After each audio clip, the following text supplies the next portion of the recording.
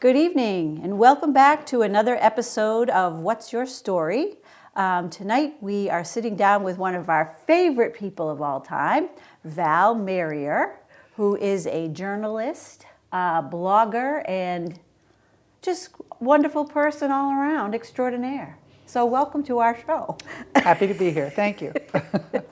So we usually ask our guests where they grew up. That's kind of how we start off our interviews, so we have a good idea of, where you... I'm from the New York metropolitan area. I grew up on a farm about 50 miles north of the city.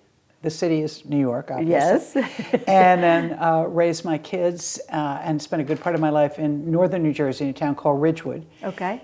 And had a summer home up here, and when time was right, moved up here full time. Moved up here full time. And when about was that? Full time, I moved up here in the early 90s. Okay.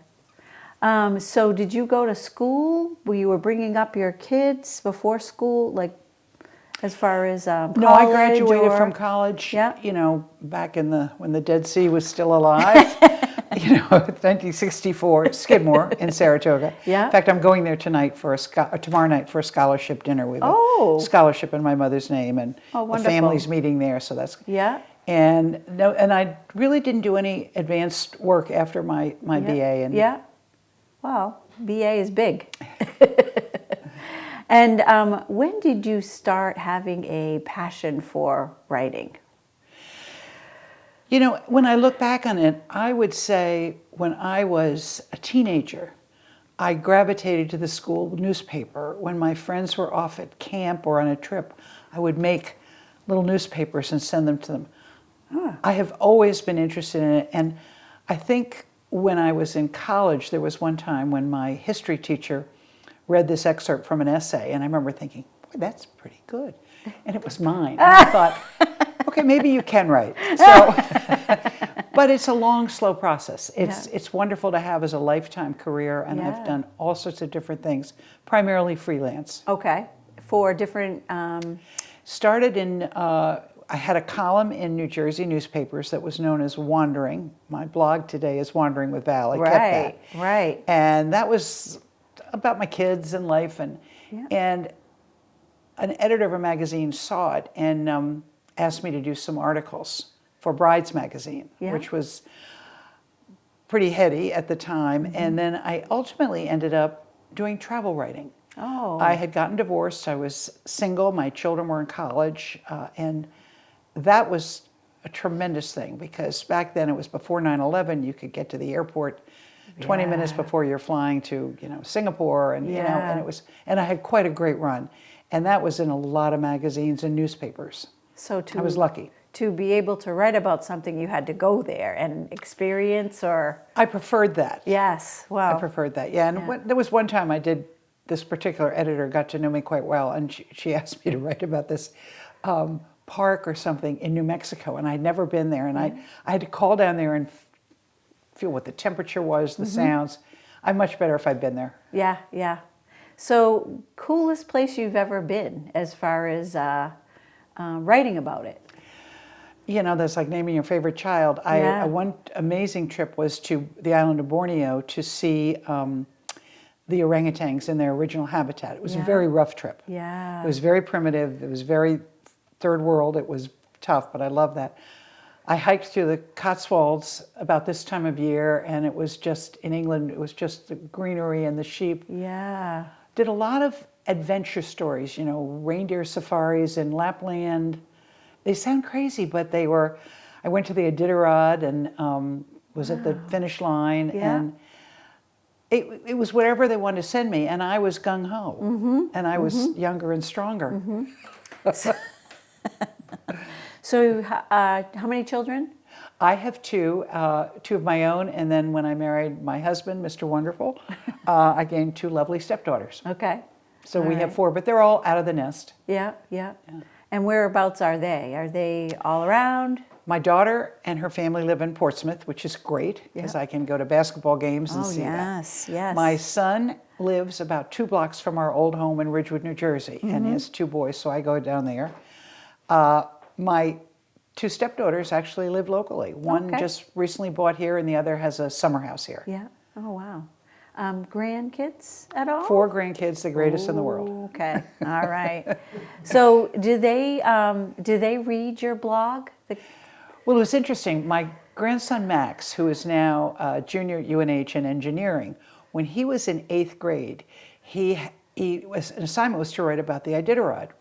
So he went to the library, or on his computer, whatever, and he's reading along, and he discovered an article of mine Oh, wow. that happened to be in the Bangor News. Why Yeah. it was in the Bangor News, I don't know. And he called me up and he said, Grandma, wow.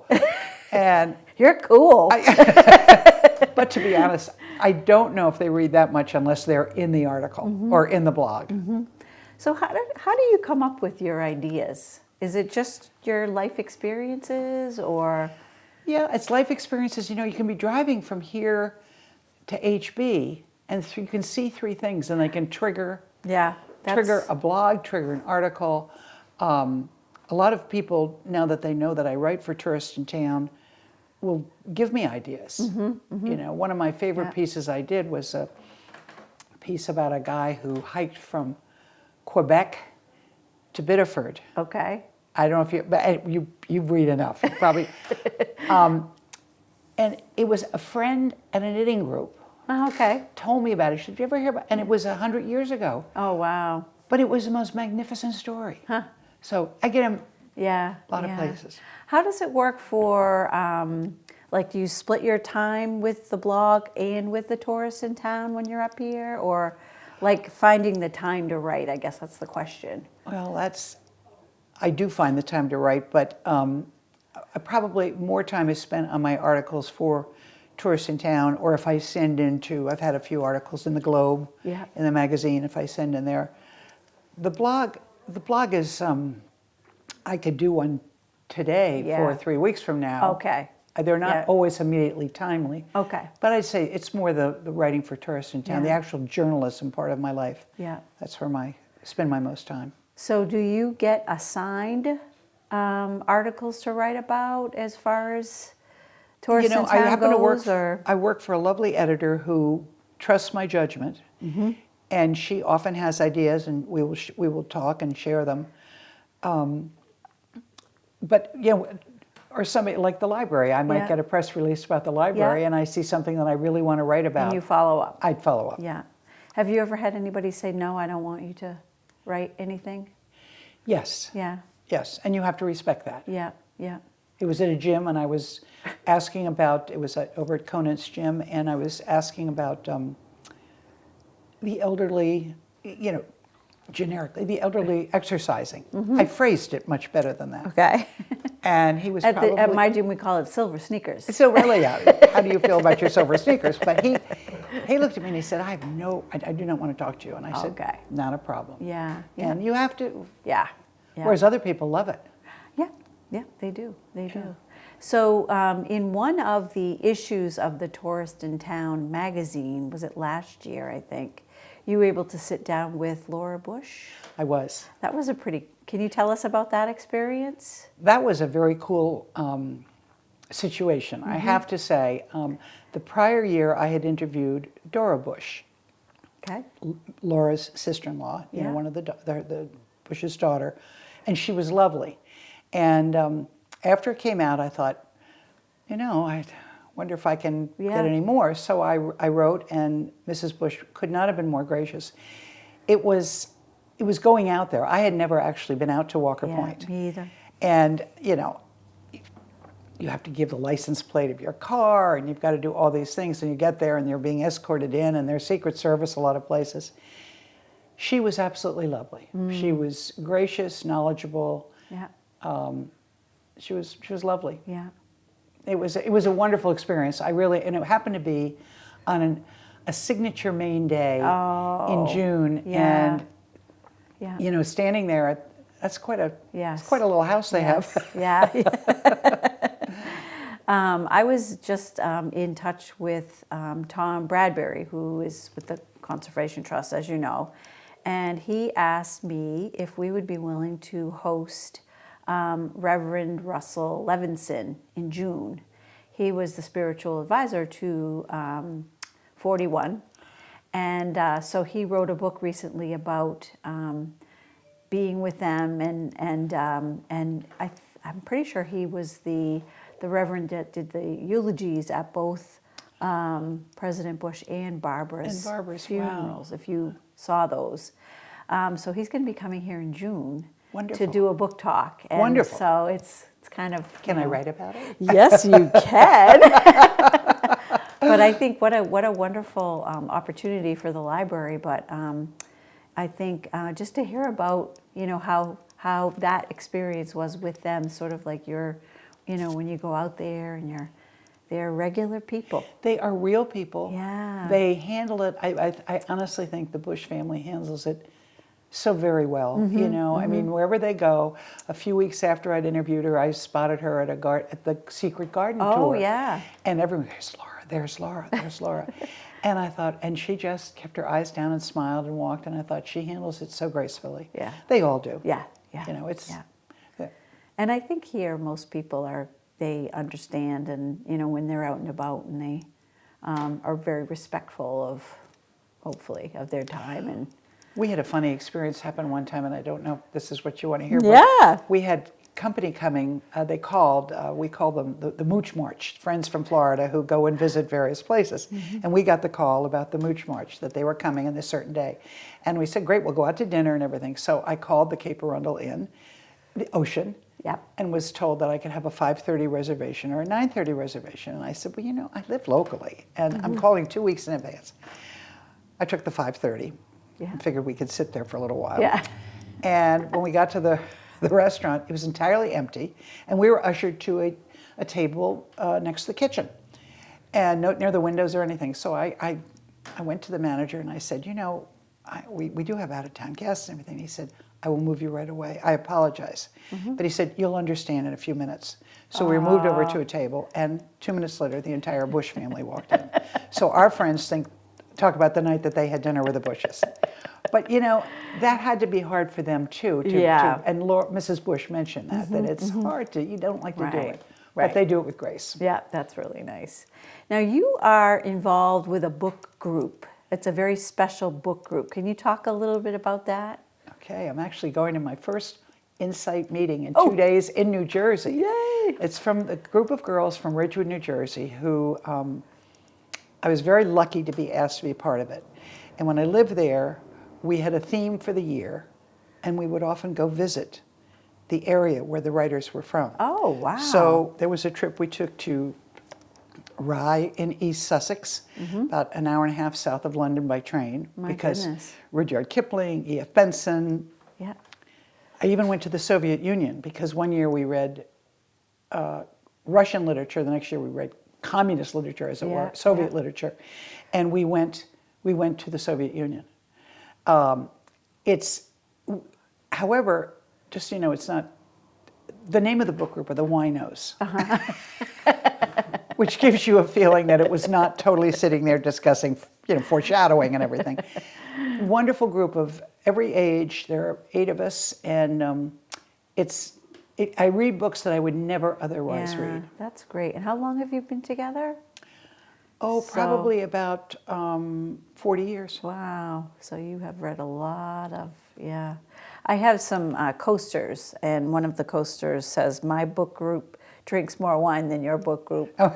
There's a whole bunch of those kinds of themes, but it's just so funny because it's, even here at our book group, it's typical. That's part of the experience, though. Well, it's visiting, too. Exactly. It's a great way for ladies to chat. And my one thing with a book club is I really feel you should read books you wouldn't just curl up with at night because you always love. It's good to read an author that you have to work, because the discussion, you always come away with a greater respect for the book. Yeah, absolutely. You get away from the little bit of that comfort zone of,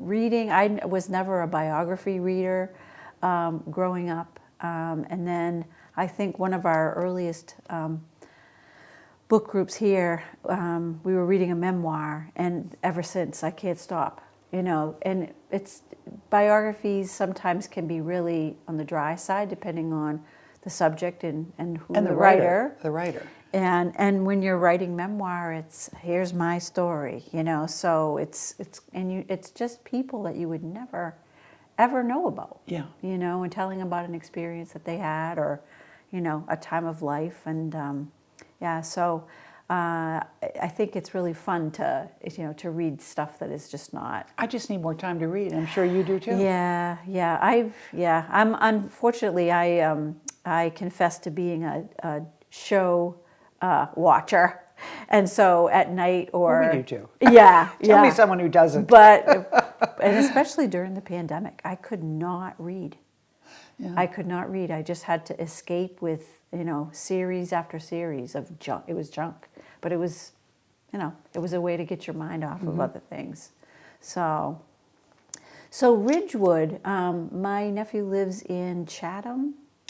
About an hour away. About an hour away. Another lovely Okay. New Jersey town. Yeah, Which yeah. people realize how lovely New Jersey is. Yeah, but I think they got married in Ridgewood. So, but it's such the like horse area. Oh, yes. Yeah, Yeah, that's so nice. So what do you think? Do you have any blogs coming up that you're going to be, or can you tell us? Sometimes I don't know until I sit down at my computer. Yeah. I'm actually working on some fun stories right now. Good. For the paper, and one of which is the Old York Historical Society. Okay. And I'm finding out more wonderful Yeah. things about the furniture. I'd read about the director who gives talks in the winter on Zoom on early Maine furniture, and that's wow. how I Yeah. that's a lot of fun. I like that. Yeah. I mean, I've got a bunch of stories. I mean, Yeah. Good. yeah. So do you start with one and then you park it and move on to another? And I generally have all burners bubbling, if Okay. that makes sense. Yeah, yeah. Because sometimes it involves setting up an interview and then coming home and transcribing the notes. I try to transcribe the notes as soon as possible, Yeah. because you'd be amazed what you have in your brain after you've right. done it. So I add a lot of things in addition to what I've written down. And summer for the magazine, the Tourist in Town magazine, the summer edition will be out around the 1st of July. Yeah. So a couple of these articles, like the York Historical, that will be in that. There'll be a couple others. So I've got time. Because we do have right now the paper's on in every other week, and we'll go to every week, I think, in July. It gets a little busy, because I like to play golf too. Where do you play? Play at Webb Hannett. Oh, nice. My husband's been a member since he was 5, I think. And Yeah, we caddied yeah. there, and it's a great group of ladies and Yeah. a fun game. And Are you in a league? no, I was when I played in Florida. There was a league, Yeah. we did it, but no, here I choose not to, because it would take too much time away from my writing. And at this Right. point, I'm really enjoying Yeah. Yeah. the writing and being at my desk as much as, but as long as I can get out and play a couple times a week, Yeah, that's good good. for you. We'll have to play sometime this I summer. didn't realize you played. Well, a little bit. I'll make it happen. Make it happen. That would be fun.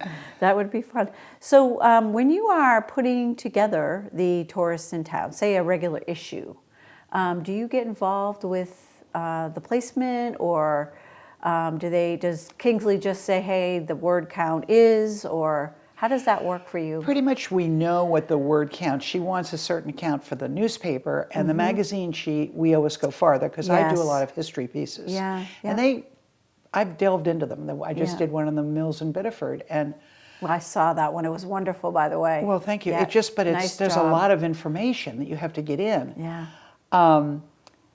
No, she'll ask me about photos or graphics, but she's so creative. I couldn't even Yeah. match what she comes Yeah. up with. So I'm very happy with what she does. I've never been unhappy.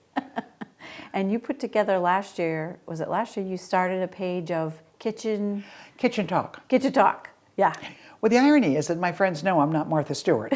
I mean, but here I am. I'm doing this kitchen talk, which has actually been a lot of fun. I'm starting to add things that really are sort of a little outre or offbeat. For instance, one of the things I discovered when I was down at Old York, I was in their museum, and he was showing me things, and there was a picture of a very old lady and a little diary and a boat, and she'd gone in this very long boat from here to San Francisco. about 10 times. Oh, wow. Now that's around the, Oh, yeah. That's not a trip I wanted to take back then. And she kept a little diary and she had recipes. And I said, I would love to have a recipe. So I have a recipe for rhubarb marmalade from the 1800s that is going to be in the next edition. Oh, I love finding things like that. You know? Yeah, those are little I mean, treasures. but it's fun. I mean, and I do like to cook, so that helps. Yeah. But I don't think people would say I'm the world's greatest cook. So Yeah. Do you ever go to the Brick Store Museum in their archive? I love their archives. They are so organized. They were a big Yes. help when Joyce Butler was writing our history books. I can imagine. And I was in charge of getting all of the images, so per chapter. And I just found the people there were lovely, and it's a place that you can just go on and on forever exploring. You know, Mary Lou, it's amazingly full of local information. I was doing an article on Owen Wentworth, which is at Kennebunk Beach. He had the Wentworth house and the farm. It's where Seafields is today. That was sort of his property. Yeah. I was able to read his diary. Yeah. They had a little diary, and which was not lengthy sentences. You know, the corn is high, the 12 eggs today, whatever. But you had a sense of his life. Absolutely. 100 more years ago, and I love that. I love when history comes alive like that. I think that is really neat. But then you also get, there might be a little nugget that you take from that, and you find another one, and that's probably, so for you, that's, you do that normally. It's putting together facts, it's finding the arcane, and it's also trusting your judgment. I think one of the things I'm very aware of, and I say this to my husband a lot, I'm old now. I'm old. No, you are not. But I think there's a certain wisdom that comes. Sure. And a level of confidence that, okay, if I think this is good, I think it's probably going to work. Whereas I think when writers start out, you are a little unnerved. You're not sure what your editor wants, what you want to say. And you just have to be totally honest. And I was just going to ask, any advice for somebody that likes to write but doesn't have the confidence to write? Just do it. Just do it. Just do it. That's what I did. I could. When I ended up at this travel writing, I just had a whole lot of women's issues articles in Vogue, and there was a television thing associated with it, and it was really cool. Yeah. And somebody invited me to this International Travel Writers Association meeting in New York City, and I thought, so I'm walking around, I'm thinking, what am I doing here? And I met a lady, saw me, a young gal, and she basically came over and said, what are you doing here? And I said, I don't have a clue. And she said, I like you, and she said, I'm going to send you to Bonaire, and I'm going to do this. And I said, where's Bonaire? I mean, I knew the Caribbean, but when I came back from my first real travel trip, which was to Bonaire, learned to scuba, do all this stuff, I think I sat for 2 days trying to figure out what I was going to write about. Wow. Because I didn't trust my judgment. And now I could leave here and write about this. I mean, it happens. Right. It's experience. That's wonderful. Towards the end of our interviews, we usually do like a rapid fire round, 1-word answers. Okay, lightning round? Yeah, lightning round, yes. Are you an ice cream eater? No. No, okay, so I won't ask you your favorite flavor. Okay. What about a favorite color? Pink. Pink. Favorite book? Oh, gosh. That's a tough one. So many. How about this week? Favorite book this week? Okay, I just love Lessons in Chemistry. Okay. I thought that was absolutely fabulous. I haven't had a chance to read that yet. You'll love it. We still have a waiting list here. It's pretty terrific. That's great. Favorite movie? To Catch a Thief. Okay. Favorite cocktail? Scotch Old Fashioned. Okay. See, I didn't hesitate. I didn't hesitate on that. I think our director over here probably feels the same. What about... Now, you talked a little bit about traveling, but a really interesting place that you've been, besides the ones that we already talked about? I went to Singapore a bunch of times, and, you think it is just a totally legal, lawful, clean city. which it is, don't Yep. get me wrong. Yep. But I was able to, get on the bum boats that go around and go to the wet market. I love that type Yeah. of thing. I miss Yeah. that. It would be very difficult for me to choose my favorite Yeah, trip. okay. I mean, but if I could put down in 3 spots, one would be Tuscany. Okay. One would be in Provence, and the other would be in Norway. I Oh, was an exchange wow. student to Norway, and I still keep in touch with my family. Wow. And I would Oh, love that's to go back to wonderful. that fjord. That's wonderful. Do you have a favorite golf course? I love Webb Hannett. Beyond that, we had a course in Florida that I quite liked. It was Yeah. in Stewart at Harbor Ridge. It was called the Golden Marsh. I loved that course. Okay. I'd say I really honed my game down Yeah. there. Oh, well, good. And that's not easy when you're playing in different places because the grass is a little different here and there. That's how you get better. So it is how you get better. Yeah, you're right. You're right. Not that I was ever that good. I don't mean that, but just I remember saying that this is the thing about golf. It's never the same lie. I loved tennis, but I gave up tennis for golf. Oh, wow. That's Partly cool. because my husband is a Yep. very avid golfer. Yep, yep. Here's the big question. Do you have a favorite library? Well, Graves. And the New York Public Library. The New York Public I Library. would put them up there in the same category. Wow. I love the New York Public Library. I love Yeah. it. When I go to New York, I'll always try to go in it. I think you have a very, very special library here, Mary Lou. Wow. I'm tickled with all you have. It's Thank wonderful. you. Thank you. I love when I'm down there also and seeing patience and fortitude as I walk up the steps. It is a cool space. It's great. It's great. And you just feel like you're in this, I don't know, there's something about when you go into the New York Public Library. There's a wonderful book about it. I don't know if you read, called The Lions of Fifth Avenue. Yes, yeah. And I love that Yeah. because it was about the people really Yeah. living there, the Yeah. superintendent Yep. or Yep. janitor or whatever. Yeah. It was wonderful. Yeah. Well, we want to say thank you for all of the writing that you do. We enjoy your articles. It's when I get a stack delivered here of anything, either the magazine or the newspaper. It's like,